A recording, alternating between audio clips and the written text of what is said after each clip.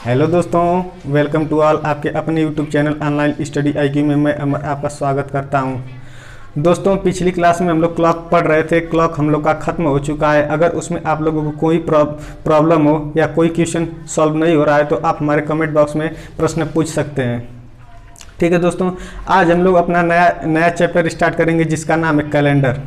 ठीक है दोस्तों, आज से कैलेंडर स्टार्ट होगा। कैलेंडर मतलब हर एग्जाम में 4 से 5 क्वेश्चन देखने को हम लोग को मिलते हैं, और अगर उसकी जानकारी हमें अच्छे से नहीं रहती है तो हम लोग को उस प्रश्न को हल करने में कई मिनट ज़्यादा लग जाते हैं, या 1 या 2 मिनट लग जाते हैं उसको सॉल्व करने में।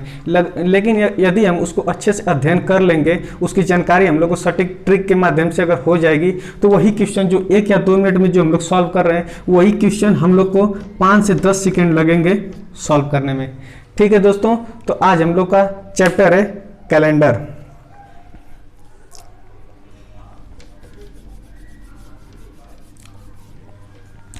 कैलेंडर पंचांग। तो दोस्तों, हम लोग कैलेंडर के इतिहास के बारे में थोड़ी जानकारी लेते हैं। हमारे घरों में या आपके घरों में जो कैलेंडर यूज होता है, क्या आप लोगों को पता है वह कैलेंडर कौन सा है? तो दोस्तों, यदि आप लोगों को नहीं पता है तो हम बता रहे हैं कि जो हम लोग कैलेंडर पढ़ते हैं या जो हम देखते हैं कैलेंडर, वह ग्रिगोरियन कैलेंडर है। ठीक है दोस्तों, ग्रिगोरियन या शक संवत कैलेंडर, जिसमें हम लोग देखते हैं महीना देखते हैं, सन देखते हैं, कौन सी डेट है, किस डेट को किस सन में पड़ रही है, ये हम लोग देखते हैं। ग्रिगोरियन और शक संवत कैलेंडर को हम लोग यूज करते हैं। ठीक है, 22 मार्च 1957 को 22 मार्च 1957 को जो हमारे प्रधानमंत्री उस टाइम के थे पंडित जवाहरलाल नेहरू ने इन दोनों पंचांग को, ग्रिगोरियन कैलेंडर और जो शक संवत कैलेंडर है, इसको राष्ट्रीय पंचांग घोषित किया। ठीक है, क्या नाम है? ग्रिगोरियन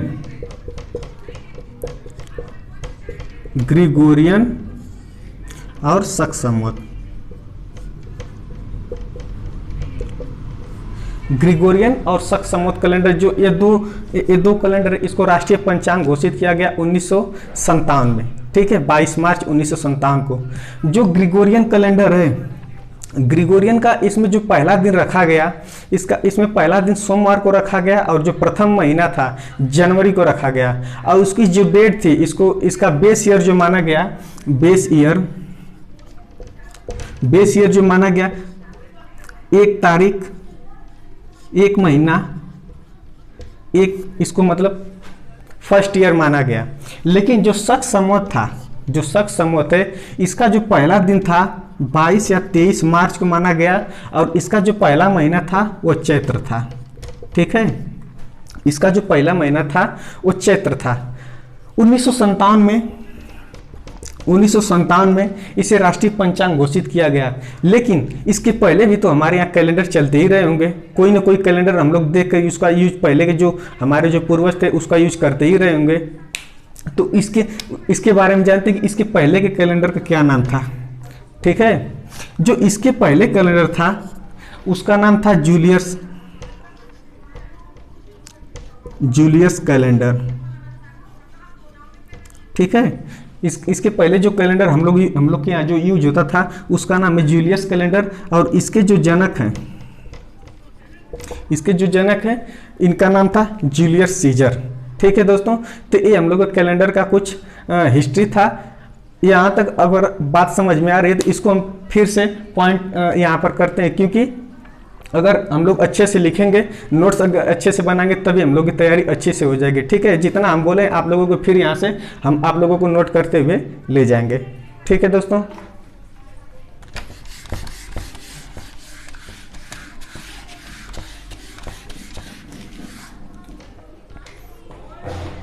तो हमारा आज का चैप्टर है कैलेंडर।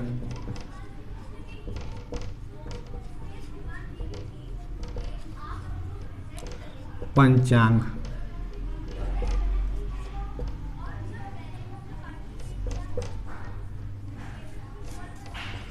ठीक है, कैलेंडर है। यहाँ पर नोट करते हैं, जो हम लोग का कैलेंडर है ग्रिगोरियन और शक संवत कैलेंडर जो हम लोग यूज करते हैं। ठीक है, लिखेंगे यहाँ पर हम लोग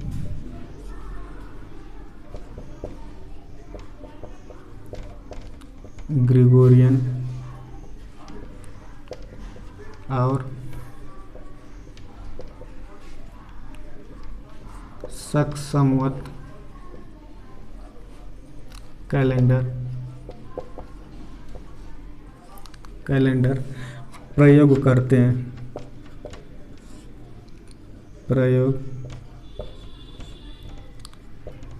हैं, ठीक है। और इसमें जो हम लोग ग्रिगोरियन कैलेंडर जो है और शक संवत कैलेंडर 22 मार्च 1957 को पंडित जवाहरलाल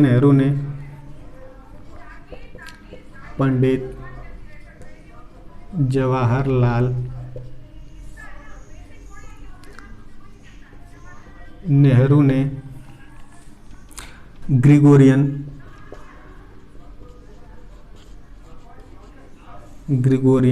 और शक संवत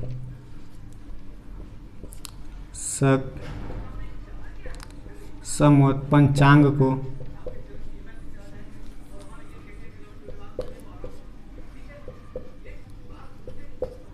राष्ट्रीय कैलेंडर घोषित किया, ठीक है। यहाँ पर तो हो गया कि 22 मार्च 1957 को राष्ट्रीय पंचांग घोषित किया गया। अब हम जानते हैं ग्रिगोरियन कैलेंडर का बेस ईयर क्या है, प्रथम दिन कौन है और प्रथम सन कौन सा है, ठीक है। स्क्रीनशॉट लेना है तो स्क्रीनशॉट ले लीजिए।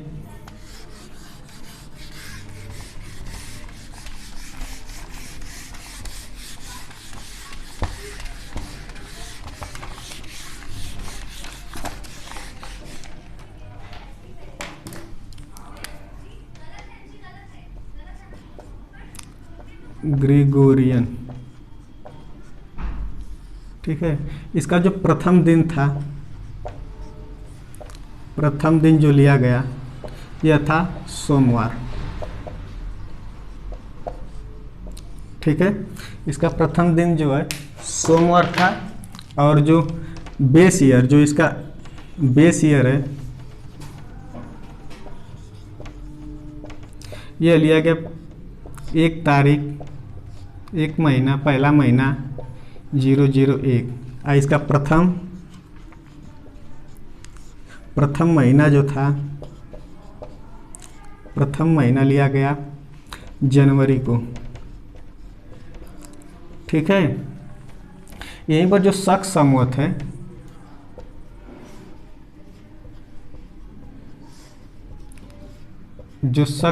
है, इसका जो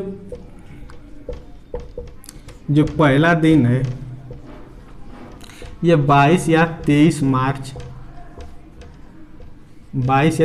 मार्च को इसका पहला दिन माना गया। और इसका जो प्रथम महीना था, चैत्र को माना गया, ठीक है। और इसके पहले जो ग्रिगोरियन कैलेंडर और शक संवत कैलेंडर इस टाइम हम लोग के यहाँ चल रहा है, लेकिन इसके पहले जो कैलेंडर था उसका नाम था जूलियस। पहले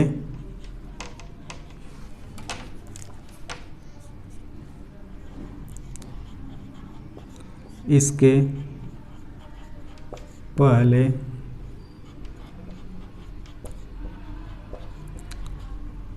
जूलियस कैलेंडर प्रयोग करते थे। और जो इसके जनक थे, जूलियस कैलेंडर के जनक जो थे, जूलियस सीजर थे। जूलियस सीजर, ठीक है। यहाँ तक हो गया इसके इतिहास के बारे में। अब हम आगे देखते हैं कि इसमें कितना दिन होता है, कैसे क्या होता है, क्यों फरवरी 29 की होती है, 28 की होती है, ऐसे हम लोग देखते हैं, ठीक है। इसके इतिहास के बारे में हो गया।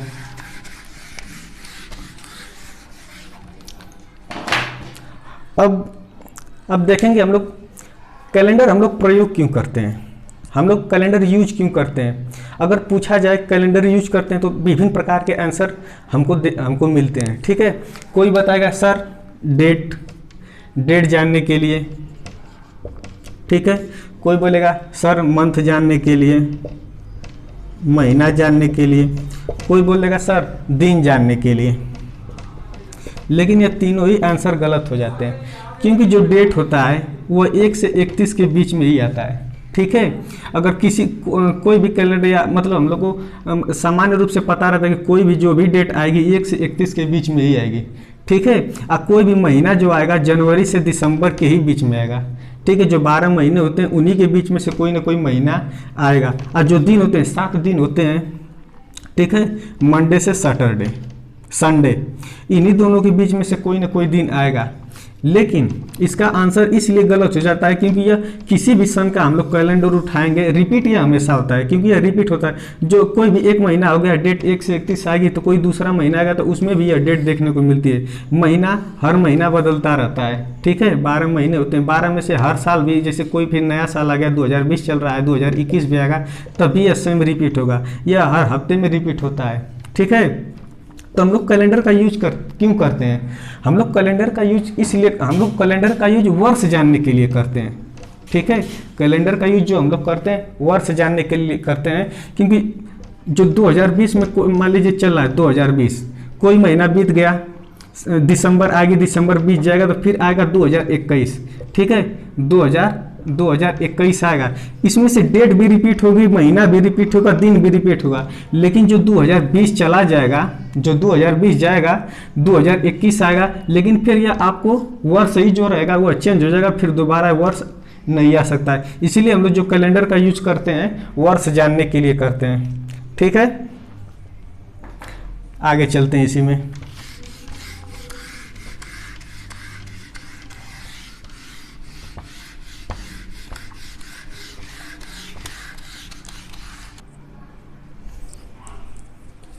तो दोस्तों हम देख चुके हैं कि वर्ष के बारे में, कैलेंडर का मतलब यूज कैसे करते हैं। 2020 आ गया तो यहाँ पर कैलेंडर का यूज जो हम करते हैं वर्ष जानने के लिए करते हैं, यह हम यहाँ पर देख चुके हैं। अब यहाँ पर किस प्रश्न बनता है कि वर्ष किसे कहते हैं, ठीक है, वर्ष किसे कहते हैं। अगर पूछ दिया जाए कि वर्ष किसे कहते हैं तो विभिन्न प्रकार के आंसर इसमें भी मिलते हैं। कोई बोलेगा सर जो सन होता है इसे ही वर्ष कहते हैं, सर जो 365 दिन होता है यही वर्ष होता है। लेकिन ये सारे जो आंसर होते हैं यह गलत होते हैं। तो वर्ष जो होता है, वर्ष की जो डिफिनीशन होती है यह होती है कि जो पृथ्वी होता है, जो पृथ्वी सूर्य का जो एक चक्कर लगाती है, जो सूर्य का एक चक्कर जो लगाती है, एक वर्ष उसमें लगता है। तो पृथ्वी होगा, पृथ्वी, यहाँ पर हम डिफिनेशन लिख देते हैं,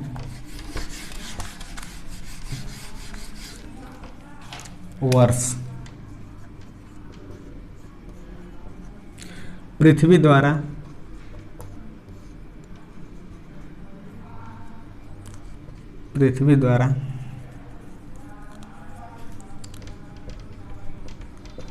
सूर्य का एक चक्कर लगाने में लिया गया समय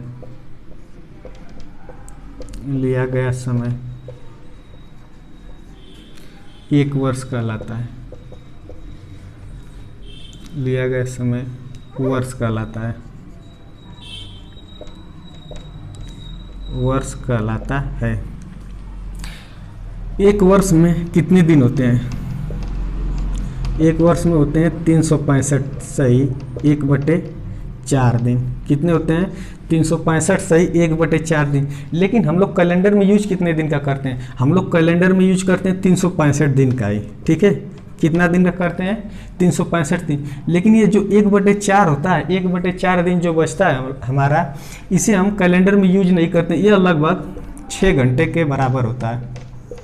यह लगभग 6 घंटे के बराबर होता है। इसे इसकी मतलब 1/4 होता है, इसीलिए इसको हम कैलेंडर में यूज नहीं कर पाते हैं, कम की वजह से। इसलिए हम लोग इसका यूज केवल 365 दिन ही करते हैं, ठीक है। तो 365 दिन होता है, 1/4 जो होता है इसको हम काउंट नहीं कर सकते हैं, इसीलिए यह क्या बन जाता है, इसे हम साइड में कर लेते हैं, यह शेष बच जाता है 1/4 जो होता है। फिर जो दूसरा साल आता है उससे भी 365 दिन लेते हैं, फिर जो दूसरे साल का जो 1/4 आता है वो शेष इधर बच जाता है, ठीक है। लेकिन जो फिर तीसरे साल आता है 365 दिन होता है एक साल में, जो 3 साल हो गए, फिर यहाँ पर जो बचता है 1/4 यहाँ पर भी हम शेष ले लेते हैं। फिर जो चौथा साल आएगा 365 दिन, फिर उसका जो 1/4 हो जाता है यहाँ पर शेष ले लेते हैं, तो हमें देखने को मिलता है कि यह 4/4 एक साल जाकर 4 साल चौथे साल में यह 1 दिन बन जाता है। कितना बन जाता है, 1 दिन, ठीक है। यहाँ पर कितने 4 का गुणा कर देंगे, 4 साल हो गया तो 24 घंटे, लगभग 1 दिन हो गया, ठीक है। यही जो 1 दिन आता है इसमें क्या होता है, यह इसमें जुड़ जाता है, तो उतना कितना है 366 दिन, 366 दिन। यहीं पर हम देखते हैं कि यहाँ पर 2 कैलेंडर हमको देखने को मिलते हैं। यह देखिए, यह साधारण हो गया, यह इसी को हम बोलते हैं लीप वर्ष, ठीक है। यहाँ पर जो वर्ष हो गया, यहाँ पर 2 भाग में जो कैलेंडर था वर्ष को हमने डिफाइन किया, यहाँ पर 365 से 1/4 दिन जो हमारा आया था। यहाँ पर फिर जब हम लोग कैलेंडर को यहाँ पर 1 साल देखे, 2 साल देखे, 3 साल, लेकिन जब चौथे साल आते टाइम 1 दिन इसमें बढ़ गया। क्यों बढ़ गया, क्योंकि जो 1/4 था यह बचते बचते जब 4 साल हो गया तो चौथे साल में जाते जाते यह 1 दिन इसका जो जाते यहाँ पर 1/4 होता था, 4 साल में यह जाते जाते 1 दिन का निर्माण कर लिया, ठीक है। इसीलिए यहाँ पर हम लोगों को 2 कैलेंडर देखने को मिल गए, ठीक है। अब इसके बारे में जानते हैं।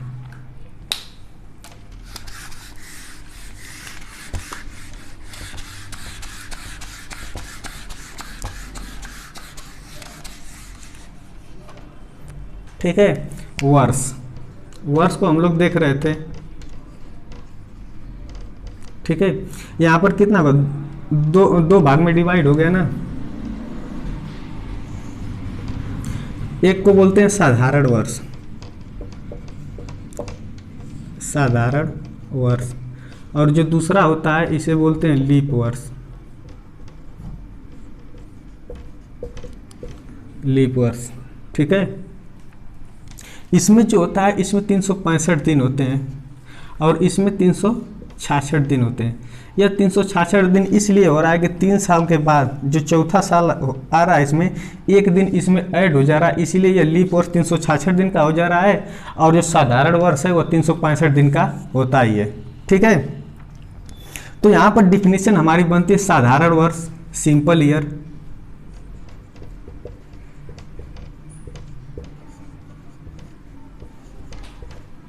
यह इंग्लिश में लीप वर्ष ही बोलते हैं, हिंदी में अधिवर्ष बोलते हैं इसे, ठीक है। यहाँ पर 2 कैलेंडर मिल गया, एक साधारण वर्ष का, एक लीप वर्ष का। तो हम यहाँ पर देखते हैं चौथे साल में आता है 366 दिन, इसीलिए यहाँ पर डिफिनीशन बन जाती है हमारे लीप वर्ष और साधारण वर्ष की।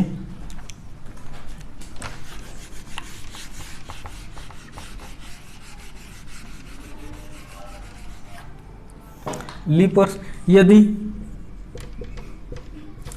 क्योंकि 4 साल में 1 दिन बढ़ रहा है तो यहाँ पर डिफिनेशन बना, यदि 4 से वर्ष में, यदि हमें पता करना हो कि कौन सा वर्ष लीप वर्ष है, कौन सा वर्ष साधारण वर्ष है, तो हमें 4 से उसमें डिवाइड करना पड़ेगा। यदि 4 से वर्ष में विभाजित किया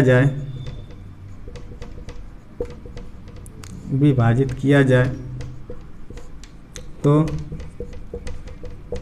शेषफल यदि 0 बचता है तो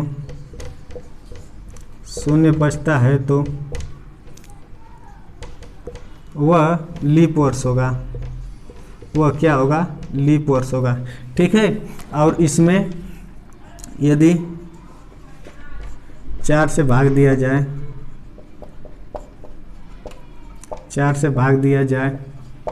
तो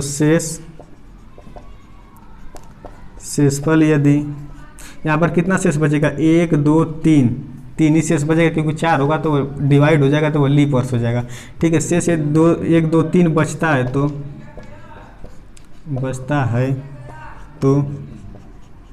वह साधारण वर्ष होगा, वह साधारण वर्ष होगा। अब साधारण वर्ष में हम देखते हैं या लीप वर्ष में देखते हैं कि जो फरवरी होती है साधारण वर्ष में 28 दिन की होती है, ठीक है। और इसमें जो फरवरी होती है लीप वर्ष में 29 दिन की होती है, ठीक है। लीप वर्ष में 29 दिन की होती है। इसमें यदि 4 से भाग दिया जाए तो शेष जो बचता है वो 1 2 3 बचता है। लेकिन इसमें यदि 4 से भाग दिया जाए, ठीक है, तो यहाँ पर शेष 0 बचता है क्योंकि ये पूरी तरह डिवाइड हो जाता है, ठीक है। तो ऐसा क्यों होता है कि जो 28 जो फरवरी में जो होती है, फरवरी जो साधारण वर्ष में होती है वो 28 की होती है और लीप वर्ष में 29 हो जाती है। एक दिन का डिफरेंस क्यों आ जाता है इसमें, ठीक है। लीप वर्ष में जो एक दिन बच रहा है वो फरवरी में ही क्यों काउंट होता है, ठीक है। यहाँ पर हम इसको देखते हैं अच्छे से कि फरवरी में ही एक दिन वो काउंट क्यों होता है।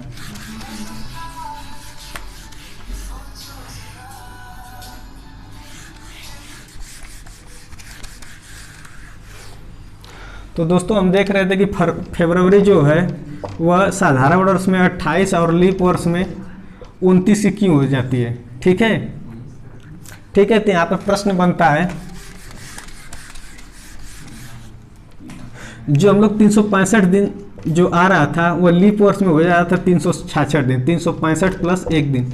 तो जो एक दिन ये हमारा जो बढ़ता है यह जाकर फरवरी में जाकर 28 प्लस 1 29 हो जाता है, ठीक है। जो 3 साल चलता है वो 28 ही चलता है साधारण वर्ष में, लेकिन जो चौथे साल में एक दिन बढ़ता है वो 29 दिन होता है। लेकिन यह प्रश्न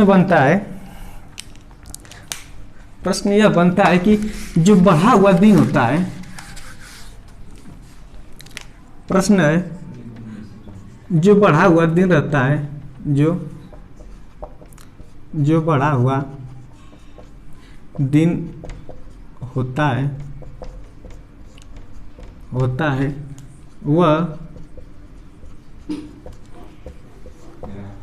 फरवरी में ही क्यों जोड़ा जाता है, ठीक है। अब एक दूसरा प्रश्न बनता है कि फरवरी में ही सबसे कम दिन क्यों होते हैं, सबसे कम दिन क्यों होते हैं। दोस्तों यदि आप लोगों को आंसर पता है तो आप लोग कमेंट बॉक्स में भेज सकते हैं। देखिए जो बढ़ा हुआ दिन होता है, जो 366 दिन हुआ है 305 प्लस 1 से, वह फरवरी में ही ऐड होता है। देखते हैं 28 रहता है, लीप वर्ष में 29 हो जाता है। फिर एक क्वेश्चन बनता है कि जो फरवरी में ही सबसे कम दिन क्यों होते हैं, ठीक है।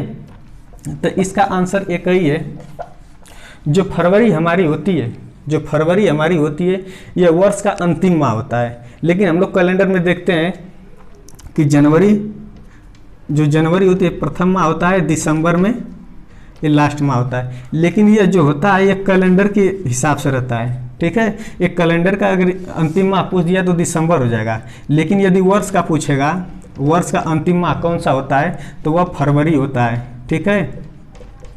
क्योंकि जब पृथ्वी सूर्य का चक्कर लगाना स्टार्ट करती है तो वह मार्च से स्टार्ट करती है, ठीक है। कब से स्टार्ट करती है? मार्च से। जिस टाइम होली पड़ता है उसी के टाइम से ये स्टार्ट करती है। मार्च से होते होते जब वो लास्ट में आता है तो फरवरी ही लास्ट पड़ती है। इसीलिए जो एक दिन ये बढ़ता है जो चौथे साल में, इसीलिए लास्ट का महीना फरवरी ही रहता है। इसीलिए ये जो एक दिन बढ़ता है वो फरवरी में ही बढ़ता है, ठीक है। तो इसका आंसर हम लिख देते हैं दोनों का।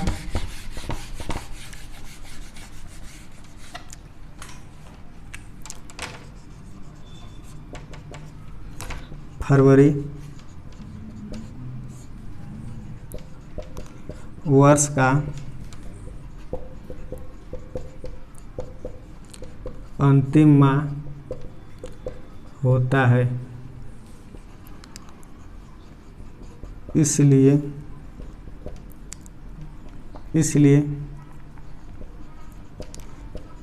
सबसे कम दिन इसी महीने में होते हैं और एक दिन इसी में जोड़ा जाता है। देखिए जो फरवरी होता है यह वर्ष का अंतिम माह होता है। यह किसका होता है? वर्ष का। लेकिन जो हमारा दिसंबर होता है, दिसंबर कैलेंडर का, दिसंबर जो होता है कैलेंडर का अंतिम माह होता है। अंतिम माह होता, ठीक है। जो दिसंबर होता है वह कैलेंडर का अंतिम होता है। यह पॉइंट करने वाली बात है क्योंकि यह पेपर में आ चुका है कि हम वर्ष का अंतिम माह कौन सा होता है। तो उसमें दिया था पहले में दिसंबर, दूसरे में मार्च दिया था, तीसरा था फरवरी, चौथा था नन ऑफ दीज, ठीक है। तो ज़्यादातर बच्चे दिसंबर ही लगा कर आए थे, लेकिन आंसर जो हमारा था वो फरवरी था क्योंकि वर्ष का अंतिम माह जो होता है वो फरवरी होता है। इसीलिए जो 365 प्लस एक दिन जो बढ़ता है वो फरवरी में बढ़ता है, ठीक है दोस्तों। तो इसमें हमारा अभी तो इसमें बताया कि हमारा फरवरी 28 या 29 का क्यों होता है, ठीक है। अब जो हम आगे बताएंगे वह बताएंगे महीना जो होता है, महीना 30 या 31 का क्यों होता है, ठीक है। कोई महीना आप देखते हैं 30 का होता है, कोई 31 का होता है, फरवरी 28 या 29 की होती है, ये तो आप लोगों को पता चल गया। लेकिन जो महीना होता है 30-31 का क्यों होता है, आगे हम देखेंगे। विषम दिन के बारे में जानेंगे। विषम दिन हो गया। साधारण लीप वर्ष क्या होता है, सेंचुरी ईयर देखेंगे।